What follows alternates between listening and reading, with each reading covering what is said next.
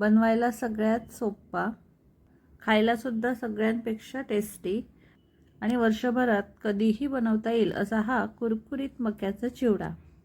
हा चिवडा खूप टेस्टी लागतो. विकतरी खाऊ किंवा वेफर्स खाण्यापेक्षा हा चिवडा नक्की बनवून ठेवा. मुलांनासुद्धा नक्की आवडेल. चला तर याची रेसिपी पाहूया. मक्याचा चिवडा बनवण्यासाठी लागणारं साहित्य बघूया. हे आहेत मक्याचे पोहे. मक्याच्या पोह्यांचं असं पॅकेट मिळतं. हे कच्चे पोहे आहेत. हे आपल्याला फ्राय करून त्याचा चिवडा बनवायचा आहे. त्यानंतर इथे मी शेंगदाणे, मनुके, काजू आणि बदामसुद्धा घेतलेत. हे पूर्णपणे ऑप्शनल आहे. फक्त शेंगदाणे घालूनसुद्धा तुम्ही चिवडा बनवू शकता. त्यानंतर यामध्ये महत्त्वाचं आहे ते कढीपत्ता आणि हिरवी मिरची. कढीपत्ता भरपूर घाला, खूप छान टेस्ट येते चिवड्याला. आणि मिरची तुमच्या चवीनुसार तुम्ही घालू शकता. आणि ह्याहीपेक्षा एक महत्त्वाचा सिक्रेट मसाला आहे, तो आता आपण लगेच बनवूया. एका मिक्सरच्या भांड्यामध्ये 4 ते 5 चमचे साखर घ्यायची. तुम्हाला किती चिवडा बनवायचा आहे त्यानुसार मसाला बनवून ठेवा. तर बघा इथे मी अर्धी वाटीपेक्षा थोडी कमी अशी साखर घेतली आहे. यात मीठ घालायचं. मीठ चवीनुसार घाला. त्यानंतर लिंबू सत्व घालायचं. सिट्रिक ॲसिड म्हणून हे दुकानामध्ये मिळतं. ही लिंबूची पावडर असते. ह्याने खूप छान टेस्ट येते, पण थोडंसंच घालायचं, आंबट असतं. आणि यामध्ये चाट मसाला घालायचा. चाट मसाल्याने चिवडा आपला एकदम चटपटीत आणि टेस्टी होतो. त्याचबरोबर रंगासाठी मी थोडीशी काश्मीरी मिरची पावडर घालते. या सगळ्या साहित्याची मिक्सरमधून छान अशी बारीक पावडर करून घ्यायची. बघा हा आपला चिवड्यासाठी लागणारा चटपटीत सिक्रेट मसाला तयार झाला आहे. आता आपण चिवडा बनवायला सुरुवात करूया. सगळ्यात आधी मी तुम्हाला हे मक्याचे पोहे कसे असतात ते दाखवते. बघा, ज्यांना माहिती नाही त्यांच्यासाठी आहे. हे अशा प्रकारे मक्याचे कच्चे पोहे असतात. हे फ्राय करायचे. गॅसवर तेल गरम करायला ठेवलं आहे. तेल कडकडीत गरम झालं की ह्यामध्ये शेंगदाणे तळून घ्यायचे. शेंगदाणे छान कुरकुरीत होईपर्यंत तळून घ्यायचे. शेंगदाणे कुरकुरीत होईपर्यंत तळले की खायला छान लागतात.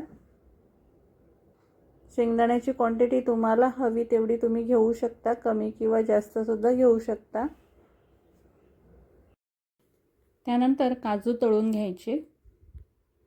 काजू बदाम तळताना ते अशा प्रकारे झाऱ्यामध्ये घेऊन तळा, म्हणजे पटकन काढायला सोपे जातात आणि करपत नाही. हे पटकन तळले जातात. बदाम पण तळून घ्यायचे. बदामसुद्धा मी झाऱ्यामध्ये ठेवून तळते. मनुका पण तळून घ्यायच्या, म्हणजे या कुठे ओलसर असतील तर त्या तळल्यानंतर कोरड्या होतात आणि त्यामुळे चिवडा नरम होत नाही. मनुका तळून घेतल्या की खायलासुद्धा छान लागतात आणि मनुका पण पटकन लाल होतात, त्यामुळे जास्त वेळ तळू नका. आता हे मक्याचे पोहे तळून घेऊ. अगदी बारीक गॅसवर किंवा थंड तेलामध्ये सोडू नका, नाहीतर पोहे फुलणार नाहीत. तेल कडकडीत गरम होऊ द्या, म्हणजे बघा हे पोहे कसे छान फुलतात. तेल व्यवस्थित गरम असेल तर पोहे तेलकट पण होत नाहीत. सगळे पोहे अशा प्रकारे तळून घ्यायचे. इथे पोहे मी तळून घेतलेत आणि छान कुरकुरीत पण झालेत. आता हा जो सिक्रेट मसाला आपण बनवला आहे तो पोहे तळून झाले की लगेचच ते गरम असताना घालायचा. पोहे गरम असतानाच मसाला घातला की तो पोह्यांना व्यवस्थित लागतो. मसाला थोडा थोडा करून घाला आणि असं टॉस करत मिक्स करा, म्हणजे पोहे पण तुटणार नाहीत. मसालासुद्धा सगळ्या पोह्यांना एकसारखा लागेल. मसाला तुमच्या चवीनुसार कमी जास्त घालू शकता. मसाला किती घालायचा ते पोहे खाऊन बघा, म्हणजे अंदाज येईल. मसाला लावून पोहे थोडा वेळ बाजूला ठेवायचे.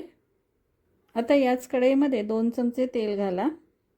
पोहे तळलेलंच तेल मी घेतलंय. उरलेलं तेल आपण भाजीसाठी वगैरे वापरू शकतो। तेल तापलं की त्यात हिंग घाला, हिरवी मिरची घालायची। मिरची पूर्ण ड्राय होईपर्यंत तळून घ्यायची, ती ओली राहायला नको। त्यानंतर कढीपत्ता पण यातच घालायचा। कढीपत्ता पण कडकडीत होईपर्यंत फ्राय करायचा। सगळी कढीपत्त्याची पानं व्यवस्थित फ्राय झाली पाहिजेत। बघा अशी छानपैकी कुरकुरीत झाला की गॅस बंद करून घ्यायचा। यातच तळून घेतलेले सगळे शेंगदाणे, काजू, बदाम, मनुका घालायचे। यामध्ये पण हा सिक्रेट मसाला घाला, म्हणजे काजू, बदाम, शेंगदाणे पण मस्त चटपटीत लागतील। मिक्स करून घ्यायचं। आता ही तयार केलेली फोडणी तळलेल्या पोह्यांमध्ये घाला, मिक्स करून घ्या। असं टॉस करूनच मिक्स करायचं, म्हणजे पोहे तुटत नाही आणि चिवडासुद्धा व्यवस्थित मिक्स होतो। बघा आपला हा कुरकुरीत चटपटीत मक्याच्या पोह्यांचा चिवडा तयार झालाय। अगदी सोपी रेसिपी आहे। रेसिपी आवडली असेल तर तुम्ही पण नक्की ट्राय करा आणि मला कमेंट करायला विसरू नका। चला तर पुन्हा भेटूया नवीन रेसिपीमध्ये। Bye bye.